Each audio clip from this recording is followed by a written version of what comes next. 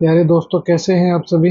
दोस्तों, हम बात करेंगे रीजनिंग की मोस्ट इम्पोर्टेंट क्लास में, जिसमें हमने बहुत सारे पार्ट्स कंप्लीट कर लिए थे। आज एक और नए पार्ट्स में आपका स्वागत है। तो चलिए दोस्तों, स्टार्ट करते हैं आज की अपनी रीजनिंग के मोस्ट इम्पोर्टेंट क्लास को। इससे पहले जितने भी साथी चैनल पर नए हैं वो चैनल को ज़्यादा से ज़्यादा लाइक शेयर सब्सक्राइब कर देना और बेल आइकन को प्रेस कर लेना, जिससे कि आपको रोज इनका नोटिफिकेशन मिलता रहे। दोस्तों, इन टॉप 100 क्वेश्चनों में से, टॉप 10 क्वेश्चनों में से कितने क्वेश्चन सही कर पा रहे हो मुझे कमेंट में ज़रूर बताना साथियों, जिससे कि हमें भी पता चले कि आजकल एग्ज़ाम में छपने वाले ट्रेंडिंग क्वेश्चनों में मेरे स्टूडेंट कितने क्वेश्चन सही कर पा रहे हैं। देखिए, आज का अपना पहला क्वेश्चन। राम जो है दोस्तों अपने घर से 4 किलोमीटर उत्तर की तरफ चला, 3 किलोमीटर पश्चिम की तरफ चला, 8 किलोमीटर दक्षिण की तरफ चला, वह कितने किलोमीटर दूर है। सबसे पहले देखिए, हमें कुछ नहीं करना है, हमें इतना सा नॉलेज लेना है कि हमें दाएं बाएं ऊपर नीचे का नॉलेज लेना है। दोस्तों, मैं हर क्वेश्चन में आपको बताता हूँ, इस साइड उत्तर, इस साइड दक्षिण। देखिए, हर क्वेश्चन में आपको मैं समझाता हूँ कि इस साइड उत्तर है, इस साइड दक्षिण है, इस साइड पूर्व है और इस साइड पश्चिम है। ये हमारा मामला इतना इतना कंप्लीट है। इसके बाद हम क्या करेंगे, राम जो है दोस्तों 4 किलोमीटर उत्तर की ओर जा रहा है। इसका मतलब दोस्तों यहाँ से वह 4 किलोमीटर ऊपर गया। उसके बाद इसने क्या कहा, 3 किलोमीटर पश्चिम की ओर गया। तो देखिए, दोबारा थोड़ा सा हमें दूरी लेकर बनाना पड़ेगा। यहाँ से देखिए 4 किलोमीटर ऊपर की ओर राम गया। फिर उसके बाद देखिए दोस्तों, पश्चिम इस साइड है तो इस साइड 3 किलोमीटर गया, ये लीजिए सर। फिर 8 किलोमीटर दक्षिण की ओर गया, तो ये लीजिए सर, दक्षिण की ओर 8 किलोमीटर आ गया। 4 से डबल हो गया। वह अपने घर से कितनी दूर है, तो वह देखिए ये यहाँ पर है, उसका घर यहाँ पर है। अब देखिए ये हो गया। इसका मतलब दोस्तों अब ऐसे हो गया। तो दोस्तों एक प्रमेय लगती है, कौन सी, पाइथागोरस प्रमेय, वो हम पर लागू हो गई। पाइथागोरस प्रमेय क्या कहती है, तो सर पाइथागोरस प्रमेय कहती है कर्ण के का स्क्वायर। क्या कहती है, कर्ण के का स्क्वायर बराबर आधार का स्क्वायर प्लस दोस्तों लंब का स्क्वायर। तो सबसे पहले देखिए, के का स्क्वायर बराबर करेंगे तो आधार कितना है, 3 है, और कर्ण कितना है, 4 है। तो दोस्तों आधार कितना है, तो 3 का स्क्वायर कर दो आप, चाहे 4 का स्क्वायर कर दो, कोई फर्क नहीं पड़ता है। तो 3 का स्क्वायर प्लस 4 का स्क्वायर, तो के का स्क्वायर बराबर दोस्तों क्या हो गया, 3 3 9 प्लस 4 चौके 16। टोटल को जोड़ेंगे कितने हो गए, 25 हो गए।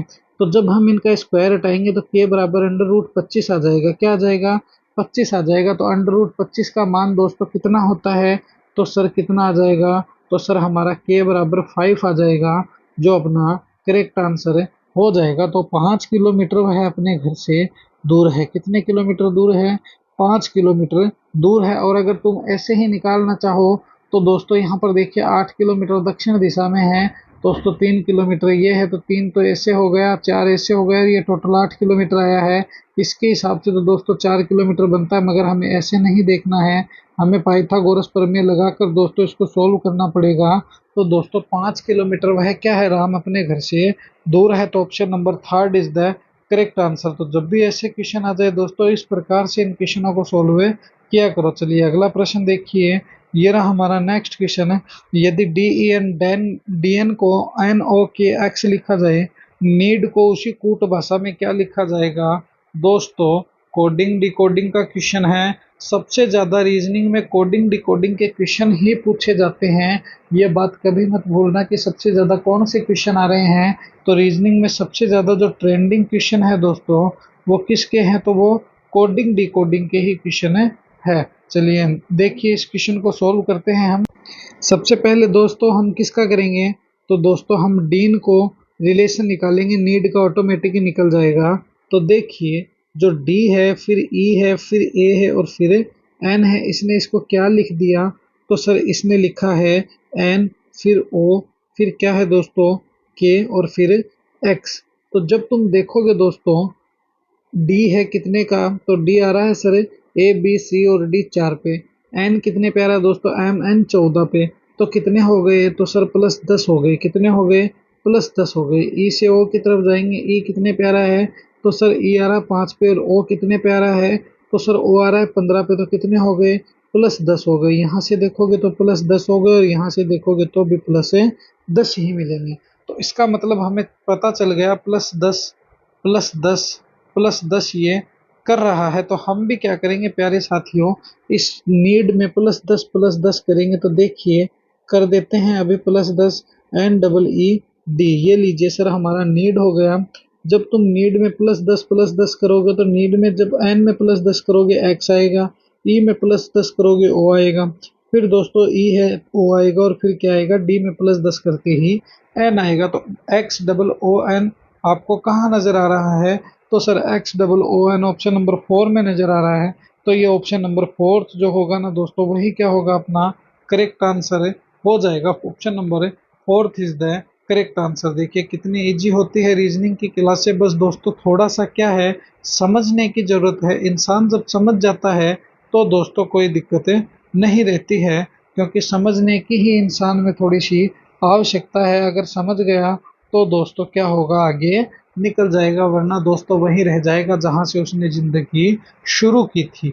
तो ऑप्शन नंबर फर्स्ट 4 जो होगा वही इसके अकॉर्डिंग क्या होगा, अपना करेक्ट आंसर हो जाएगा। चलिए नेक्स्ट क्वेश्चन देखिए दोस्तों। ऐसे क्वेश्चनों को मोस्ट इंपोर्टेंट की श्रेणी में रख लेना। ये क्वेश्चन बहुत ज़्यादा दोस्तों पुटअप हो रहे हैं, क्योंकि एग्जामिनर को पता है कि दिमाग लगाने वाले ही दिमाग लगा सकते हैं, और एग्ज़ाम दोस्तों हमेशा आपको फेल करने के लिए लिया जाता है, क्योंकि एग्जामिनर अच्छी तरह जानता है कि ये जो पॉइंटों का जो नियम है ना दोस्तों, ये सभी स्टूडेंट सोल्व नहीं कर पाते हैं, कुछ कुछ के ही बस की बात होती है। देखिए इनको लिख कर सोल्व करते हैं। 1.5, 2.3, 3.1, 3.9, आगे क्या आएगा? तो देखिए सबसे पहले क्या है, तो सबसे पहले सर 1.5 है, फिर क्या है सर 2.3 है, फिर क्या है सर 3.1 है, फिर क्या है प्यारे साथियों 3.9 है। आगे क्या आएगा वो हमें बताना है। तो देखिए करते हैं इसको सोल्व। जब तुम 1.5 से 2.3 की तरफ चलोगे दोस्तों, तो कितना हो गया?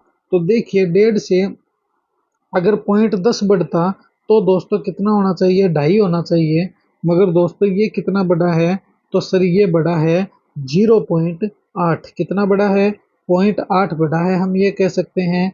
उसके बाद देखिए यहाँ पर 2.3 से इसने 3.1 किया, इसका मतलब भी दोस्तों 0.8 बड़ा है। इसके बाद देखिए 3.1 से 3.9 हुआ है, तो भी सर कितना बड़ा है? तो प्लस सर 0.8 हो गया। कितना हो गया? 0.8 हो गया। तो अब दोस्तों 3.9 में जब हम .+8 ऐड करेंगे तो कितना आना चाहिए? तो सर हमारा 4.7 आना चाहिए, क्योंकि 9 तो यहाँ पर है, तो दोस्तों एक बड़ी कम हो गया, तो 4.7 आ गया। तो ये 4.7 जो होगा वही क्या होगा, इसके अकॉर्डिंग अपना करेक्ट आंसर हो जाएगा। तो option number second is the correct answer. तो ये जो बी होगा ना दोस्तों, यही क्या होगा, अपना इसके अकॉर्डिंग करेक्ट आंसर हो जाएगा। चलिए अगला प्रश्न देखिए, बहुत ही अच्छा क्वेश्चन है और शानदार भी क्वेश्चन है दोस्तों। टॉप एमसीक्यू की सीरीज है दोस्तों, वीडियो के एंड तक बना रहना। इन वीडियो को तुम भूलवश भी मिस मत करना, क्योंकि दोस्तों ये वीडियो बहुत ही तुम्हें काम में आने वाले हैं। तो देखिए इस क्वेश्चन को 49 343 64 क्वेश्चन मार्क क्या आएगा वो हमें बताना है। तो देखिए अगर तुम 343 को देखोगे दोस्तों, 49 से 343 की तरफ जाओगे तो बहुत ही बड़ी महाभारत है। देखिए मैं आपको इजी वे में बताता हूँ ये क्वेश्चन कैसे सोल्व हुआ है। देखिए 49 अनुपात 343 से समानुपात 64 है अनुपात क्वेश्चन मार्क है, क्या छपेगा? आप ईमानदारी से बता दो सर, हम किसी को भी नहीं बताएंगे, ये वादा है सर। हम बस क्लास को ज़्यादा से ज़्यादा शेयर कर देंगे अगर आप ये बताओगे तो। चलिए दोस्तों अब आपकी डिमांड ही हो गई तो मैं बताता हूँ। देखिए ये क्या है, 7 का स्क्वायर है। ये क्या है दोस्तों, 7 का क्यूब है। ये क्या है दोस्तों, 8 का स्क्वायर है। सॉरी कितने का स्क्वायर है? 8 का स्क्वायर है। तो अब आगे क्या आएगा? तो सर जाहिर सी बात है, हम समझ गए हैं, जब स्क्वायर क्यूब है तो हम भी क्या करेंगे, 8 का स्क्वायर 8 का क्यूब करेंगे। जब तुम 8 करोगे तो कितना आ जाएगा? तो दोस्तों 512 आ जाएगा, जो अपना करेक्ट आंसर हो जाएगा। तो ऑप्शन नंबर फर्स्ट में 512 मेरे को नज़र आ रहे हैं।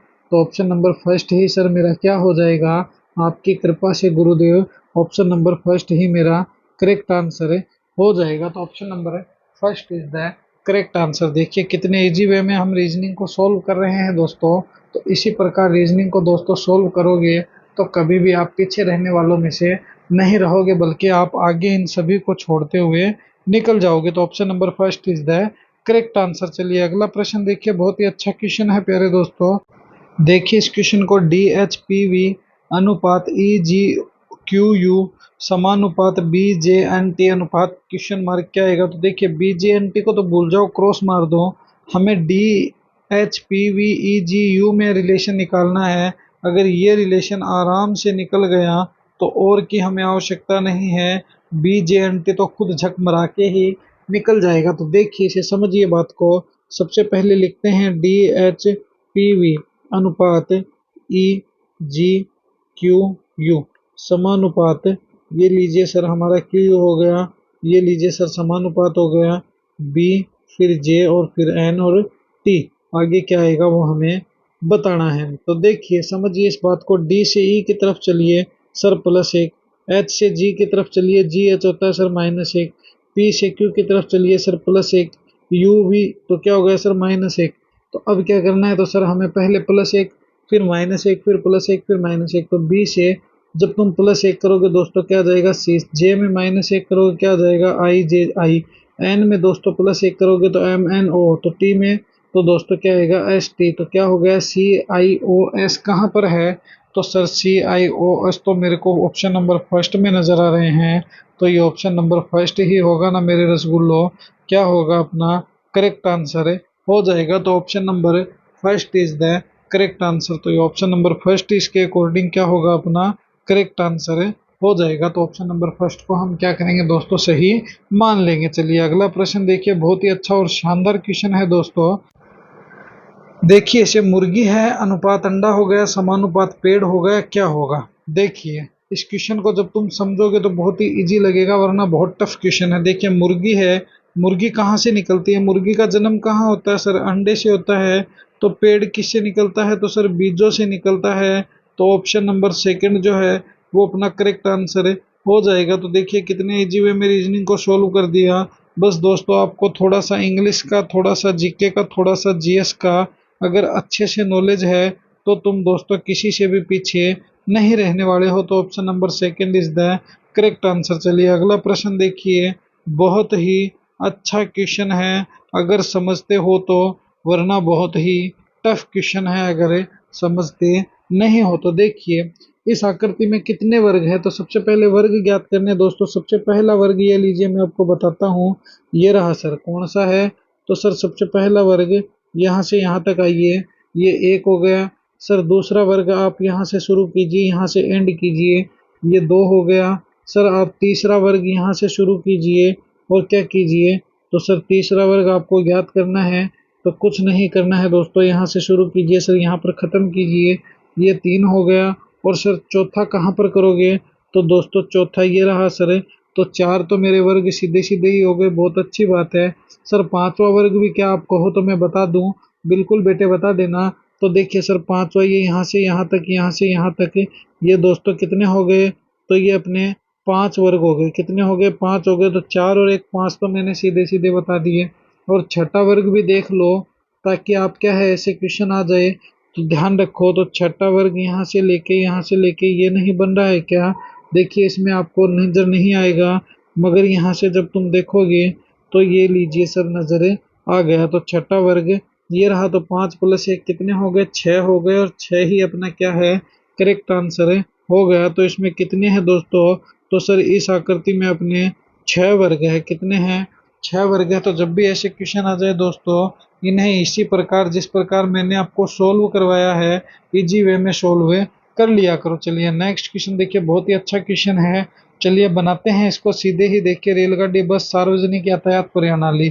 तो देखिए सार्वजनिक यातायात प्रणाली में ही दोस्तों कौन आती है, तो सर रेलगाड़ी आती है। अच्छी बात है। कौन आती है सर, ट्रेन आती है। और दोस्तों इसी में ही क्या आती है, तो इसी में ही सर हमारी बस इंक्लूड होती है। क्या आती है, बस आती है। और ये क्या है दोस्तों, सार्वजनिक यातायात प्रणाली है। क्या है, यातायात प्रणाली है। तो ऐसा डायग्राम कहाँ है सर, ऐसा डायग्राम तो ऑप्शन नंबर बी में सीधा सीधा ही नजर आ रहा है। तो ऑप्शन नंबर बी जो होगा वो क्या होगा अपना करेक्ट आंसर हो जाएगा। तो option number B is the correct answer. चलिए नेक्स्ट क्वेश्चन देखिए, ये रहा हमारा नेक्स्ट क्वेश्चन है। मोस्ट इंपॉर्टेंट लगा लेना दोस्तों इन क्वेश्चनों को, ऐसे क्वेश्चन आपको यूट्यूब पर और कहीं देखने को मुश्किल ही मिलेंगे दोस्तों। तो इसीलिए इन क्वेश्चनों को मोस्ट इंपॉर्टेंट लगा लेना। ये क्वेश्चन दोस्तों वही क्वेश्चन है जो एग्जाम में पूछे जा चुके हैं, इसलिए इनमें कभी आप पीछे मत रहना। देखिए दिए गए शब्दों को सार्थक क्रम में, किस क्रम में, बढ़ते हुए क्रम में दर्शाना है। किस में दर्शाना है? बढ़ते हुए क्रम में दर्शाते हैं। देखिए सबसे पहले दोस्तों हमारे पास एक अयस्क होगा। क्या होगा? अयस्क होगा। हो गया। उसके बाद क्या करेंगे? हम उसका शोधन करेंगे। ये लीजिए सर, शोधन हो गया। उसके बाद क्या करेंगे दोस्तों? उसको धातु में कन्वर्ट हो जाएगी। ये लीजिए। उसके बाद क्या होगा सर? उसके बाद मिश्र धातु आ जाएगी। दो धातुओं का मेल मिश्र धातु हो गया, दो हो गया। उसके बाद क्या करेंगे दोस्तों? उसका अतिरिक्त बचा हुआ पुर्जा निकाल लेंगे। तो 34,125 कहाँ पर है? तो सर 34,125 ऑप्शन नंबर थर्ड में है। तो ये थर्ड नंबर ऑप्शन ही इसके अकॉर्डिंग क्या होगा? अपना करेक्ट आंसर है, हो जाएगा। तो option number third is the correct answer. चलिए अगला प्रश्न देखिए। वह शब्द बनाइए जो दिए गए शब्दों का प्रयोग करके नहीं बना सकता है। तो इसका दोस्तों क्या हो जाएगा? लाइफ हो जाएगा। करेक्ट आंसर है। नहीं, लाइफ नहीं होगा दोस्तों। कैसे नहीं होगा? तो देखिए एल है, बिल्कुल है, ये रहा। फ्रेंडली में आई है, बिल्कुल है। एफ है, बिल्कुल है। ई है, बिल्कुल है। तो ये तो नहीं होगा। तो फिर दोस्तों कॉफी देखते हैं। देखिए सी है, बिल्कुल है। ओ है, बिल्कुल है। इसके बाद क्या है दोस्तों? एफ है, बिल्कुल है। मगर दोस्तों डबल ई है क्या?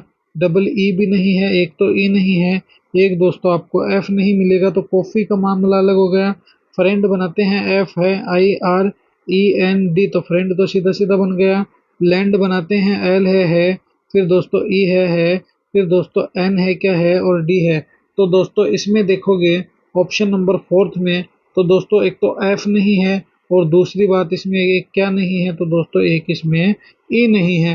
तो एफ ई क्या है दोस्तों? इसमें प्रेजेंट नहीं है। तो ऑप्शन नंबर फोर्थ जो होगा वही क्या होगा? इसके अकॉर्डिंग सीधा सीधा अपना क्या हो जाएगा? करेक्ट आंसर हो जाएगा। तो option number fourth is the correct answer. तो ये थी दोस्तों टॉप 10 MCQ की सीरीज। इन सीरीज में से कितने क्वेश्चन सही हुए हैं दोस्तों कमेंट में जरूर बताना। और दोस्तों अपने इस परिवार को ज़्यादा से ज़्यादा फैला देना दोस्तों अपने साथियों में, जिससे कि उनको भी इनका नोटिफिकेशन मिल सके दोस्तों, रोज़ वो क्लासें अपनी ज्वाइन कर सके। तो मिलेंगे इसी जोश और जुनून के साथ हम एक और नेक्स्ट वीडियो में। जय हिंद, जय भारत। प्यारे दोस्तों वीडियो को दबा के शेयर कर देना अपने परिवार के लोगों में।